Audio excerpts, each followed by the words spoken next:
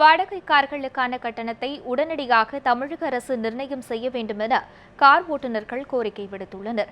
சென்னை வள்ளுவர் கோட்டத்தில் நண்பர்கள் மகிழுந்து ஓட்டுநர் நலச்சங்கம் சார்பில் கவனஈர்ப்பு உண்ணாவிரதம் நடைபெற்றது.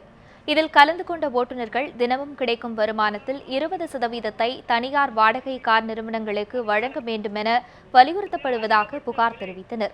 கர்நாடக மாநிலத்தில் வாடகை கார்களுக்கு கட்டணம் நிர்ணயிக்கப்பட்டுள்ளதைப் போல தமிழகத்திலும் அரசு நிர்ணயம் செய்ய வேண்டும் என்றும் அவர்கள் வலியுறுத்தினர்.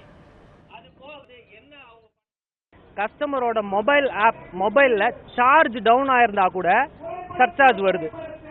இந்த டெக்னாலஜியில விளையாடுறாங்க. கஸ்டமரோட மொபைல்ல சார்ஜ் டவுன் ஆச்சுன்னா கூட சர்சார்ஜ் வருது, டபுள் ஃபேர் வருது. அந்த டபுள் ஃபேர் நாங்க வாங்குறது இல்லை, எங்களோட ப்ரீபெய்ட் அக்கௌண்ட்ல இருந்து கம்பெனி எடுத்துக்குது. இது போக டோல் சார்ஜ் 22 ரூபான்னா இவங்க 40 ரூபான்னு கணக்கு அமைக்கிறது.